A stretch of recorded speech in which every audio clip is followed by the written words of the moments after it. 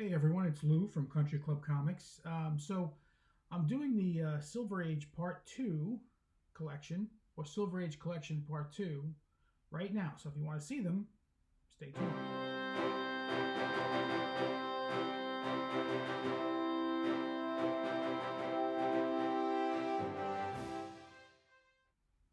Okay, so I've been receiving some comments about volume and, well, just volume basically, but I looked at the video for Part 1 and the volume was pretty low. So I'm putting the mic right here.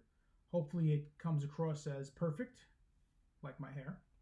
And I also have better lighting, so hopefully it's not as grainy as the other one. But here's how we're going to do it. I'm going to go through the books. I have them here and here, okay? And I won't show them on the screen. What I'll do is I'll just post pictures of each one. I think that's the easiest way to do it. So we went through Avengers through it was Amazing Adventures? No, Amazing Spider-Man through Daredevil in Part 1.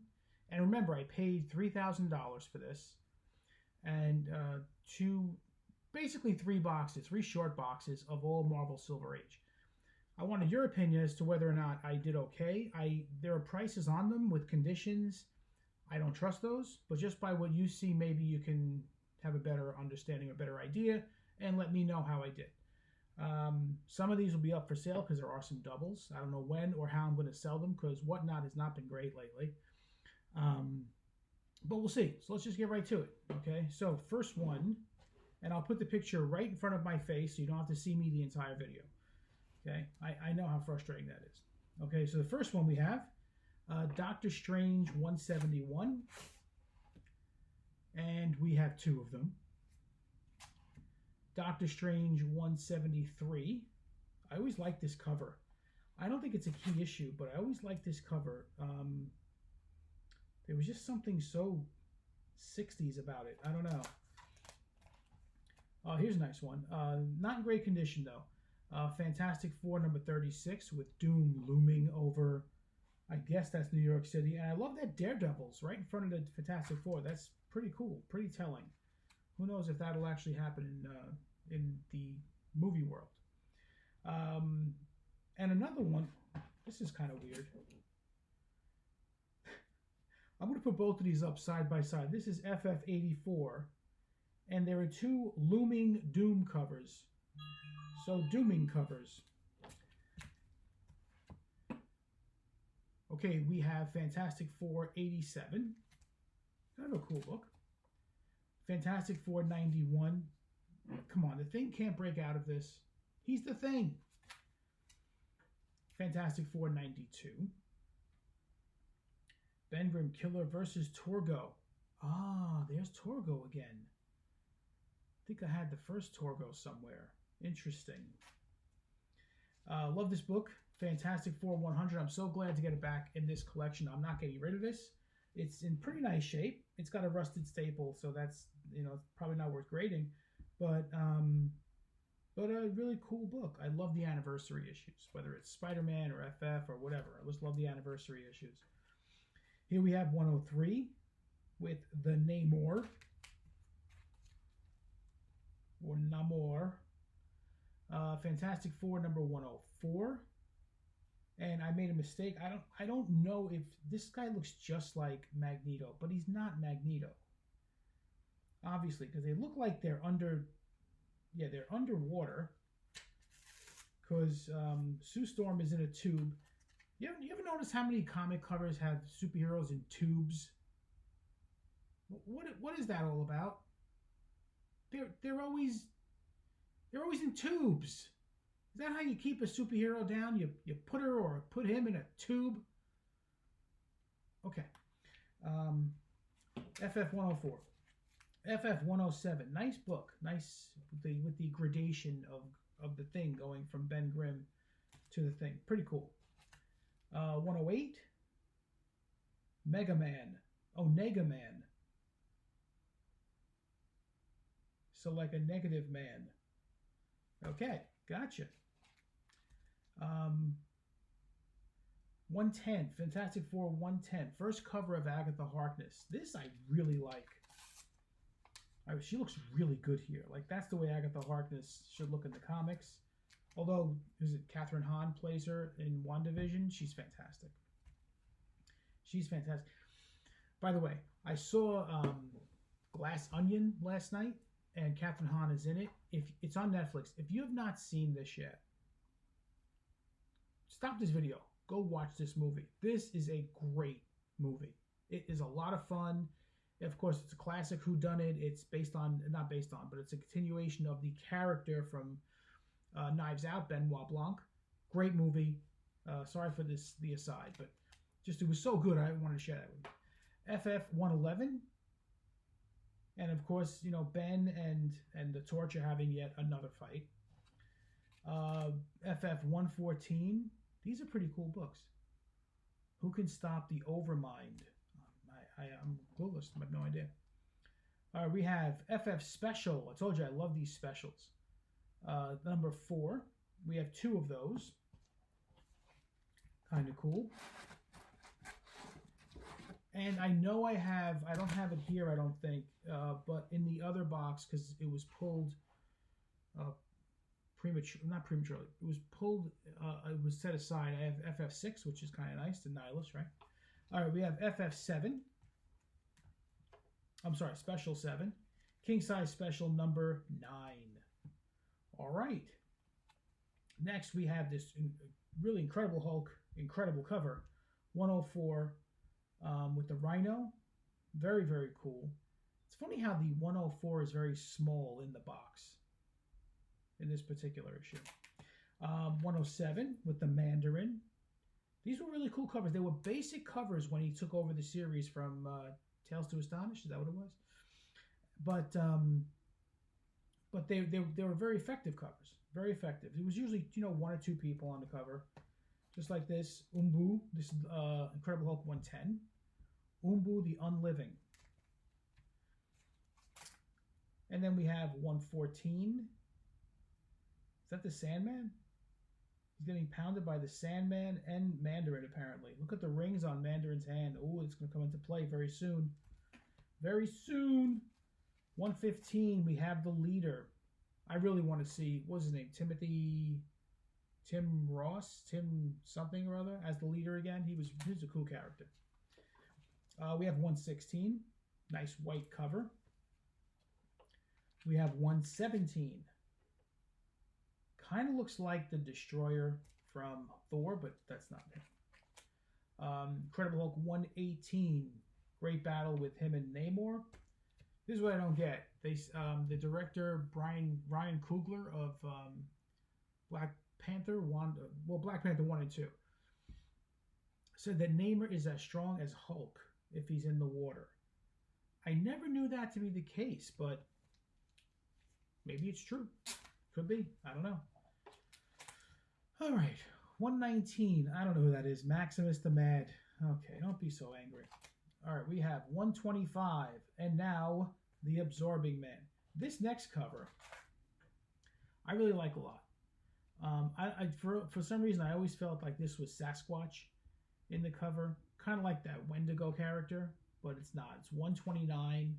The Glob rides again. Okay. And then we have 130. Terrible artwork. I'm sorry to say it. It's so bland and so plain. I mean, there's people in the back have more detail than the foreground. It's unreal. All right. And that artwork sort of continues. 134. In the Shadow of the Golem. 138. Again, the Sandman. Pretty cool. I didn't realize Sandman's such a pretty powerful character. Incredible Hulk, special number 3. Love the specials. And look how nice that square bound is. Pretty nice condition. Very hard to find these square bound books in nice condition. We're going to move on to Iron Man. Iron Man number 7 with Gladiator. Number 8 with Gladiator again. Nice conditions though. We have Iron Man number 12 with the controller, like state controller, like that guy that runs the money. Invincible Iron Man number 13, cool red cover. Iron Man number 14. Number 15, we have a nice little mini run here. 16. There are no major key issues in this lot. That's what I've noticed. So, I mean, it's nice that there are mini runs, but when it comes to the big numbers, the big key issues, there are none here. A few. You'll see them at the end. Iron Man 23, the man who killed Tony Stark.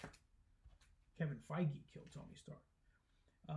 Iron Man number 30 with the Monster of Death. I think this guy's a really cool villain. He's a cool looking villain anyway. Number 31. Number 32. A lot of Iron Mans. Can I move these out of the way? Okay.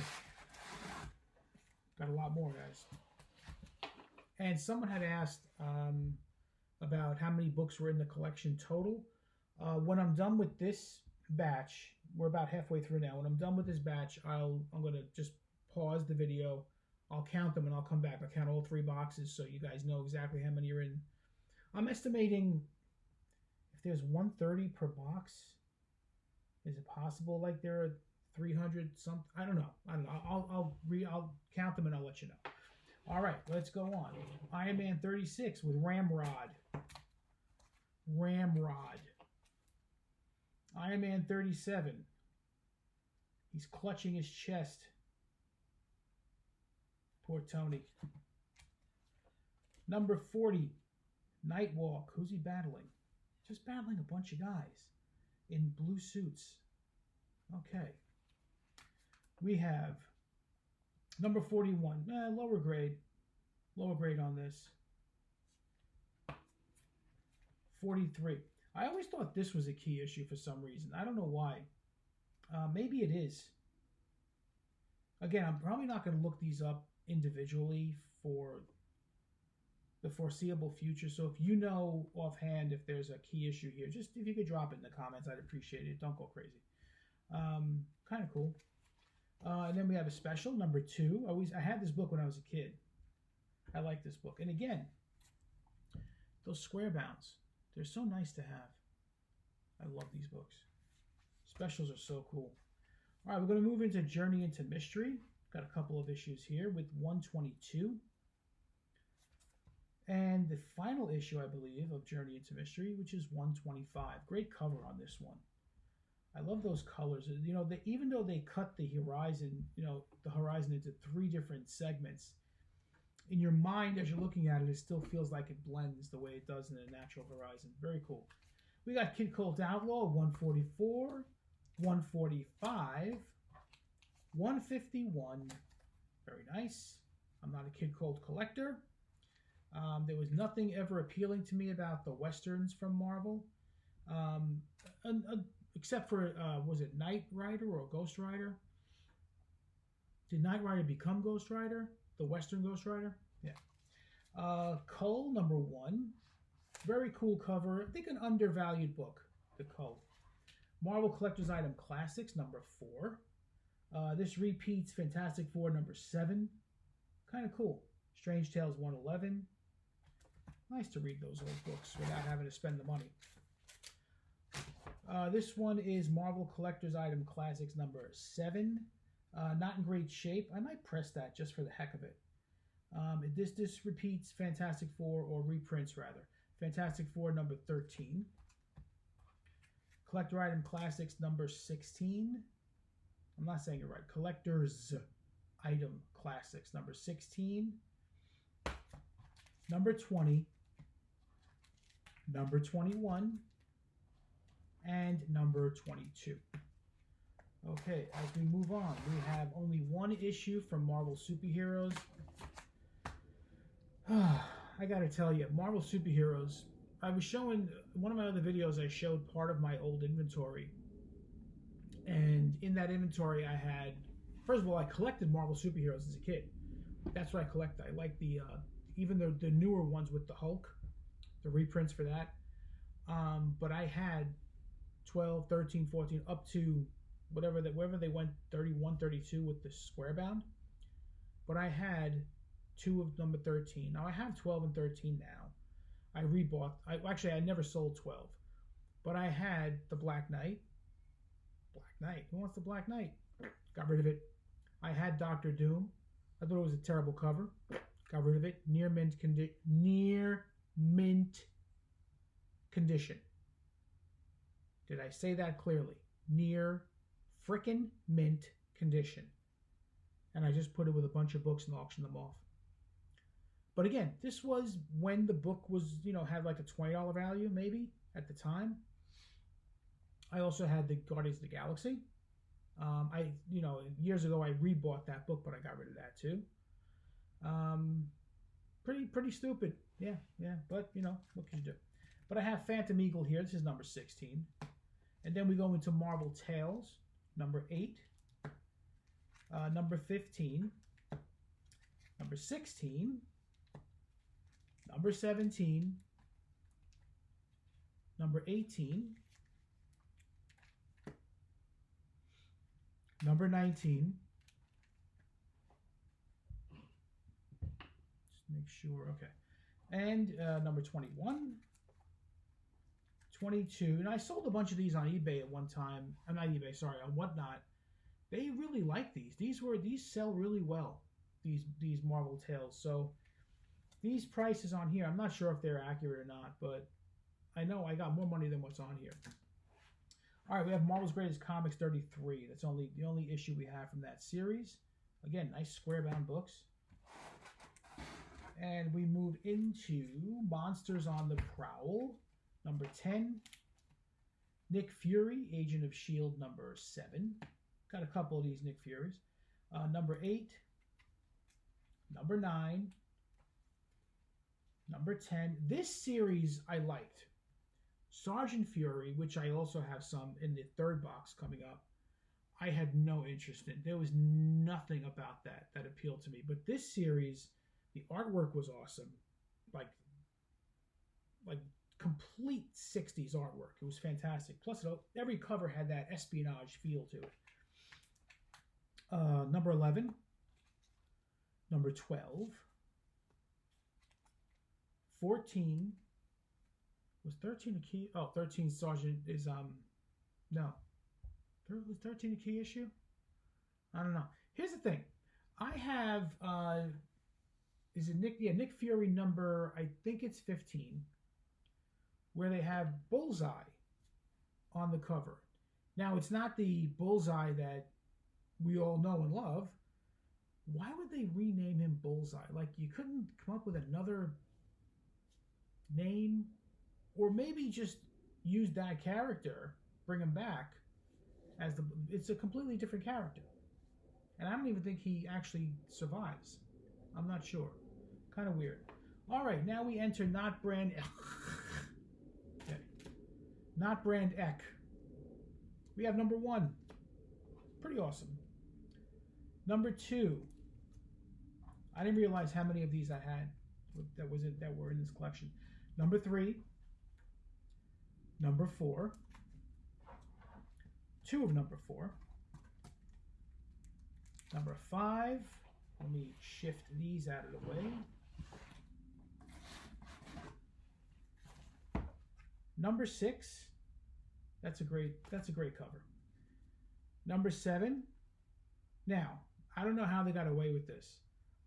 Okay, they have obviously what's supposed to be Superman on the cover. Not only that, but they go on his chest, his emblem is not an S, it's a $. And on top of that, he's holding a banner that says the origin of Superman. So that's kind of an insult, a couple of insults on this page. I don't know. I mean, I guess they try to balance it when they say the origin of the Fantastical Four. But that's not very insulting. The origin of Superman. I think that's kind of insulting. We have number 10, which I think is a reprint of Not Brand Echh because it says the worst of Not Brand Echh.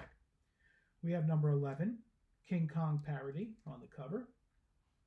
And we have number 13, which is kind of cool, has a bunch of stamps, very reminiscent of Mad Magazine. Next, we have Patsy Walker number 122, not great condition. This is like, I see a G on this, it's probably less than that. Patsy Walker 122. Patsy Walker was that many issues? Rawhide Kid number 57. Again, if there's anything special about these, let me know. Ringo Kid number 10. Not a fan of the... Oh, Sergeant Fury's in this box. Oh, we end with Sergeant Fury? Oh, okay, sorry, guys. I mean, I'll give it up for the artwork. It's pretty good. So we have Sergeant Fury 48, 49, 2 of 53. And it's not because they're not valuable books. That's not it at all. I'm not a fan of war books in general, war comics. I never was. We got 55, 2 of 55, 56, 57, 58, 2 of 59, 60, 63, 64, and we have 65, 67, and 87. And that will be box number 2 of this Silver Age collection. So I'm going to just pause for a moment. For me, it'll be about 5 minutes. For you, it'll be a second. I do want to count all the issues in here, know how many issues are here. I think it'll give us a better understanding of whether or not the $3,000 was well spent. I should also add that there was tax on top of that, plus a commission. Ooh, okay. Just made myself feel sick. But anyway, let's just look at the base value, and we'll take it from there. Okay, I'll be right back. Okay, so I just counted all the books, and for those that are going to help me out with prices here, there's a total of 343 Silver Age books from Marvel. You saw box 1 and 2. I'm going to make a video now for box 3. That should be up whenever. I'm going to show the books like this because adding the pictures is a lot of work. I could do it, but maybe I'll do that anyway. Well, we'll see. I think I don't know. I don't want to bore you guys. That's the thing. But let me know what you think. If you haven't yet, please subscribe to the channel. There's definitely more videos coming. I have a video I'm going to do, I think today, about slabs, CGC slabs that you can't value because they're just not on the census and they're not sold. There's very little data, and I wanted to get your take on some of these. So that's pretty much it. So until next time, I'll see you. It's Lou saying goodbye.